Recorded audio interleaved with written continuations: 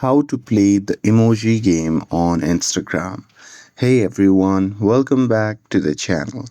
In today's video, I'll show you how to play the emoji game on Instagram. So now, without further ado, let's get started. So here, first thing first, open the Instagram app on your phone.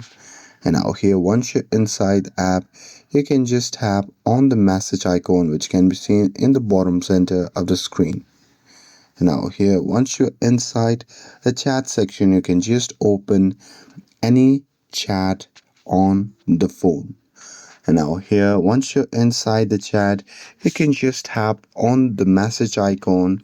And now from here, you can just tap on the emoji tab at the keyboard box. And from here, you can just send the emoji to the person. Now here, once you're done sending emoji to the person, you can just tap on the emoji that you have sent, and here the hidden emoji game will start automatically. Now here you can just move the paddle at the bottom of the screen to keep the emoji bouncing and try to get the highest score. And that's it. That's how you can play Instagram hidden emoji game directly from the chat. With this, if you found this video helpful, then don't forget to like, share, and subscribe to get updated for more videos. Thanks for watching, and I'll see you in the next video.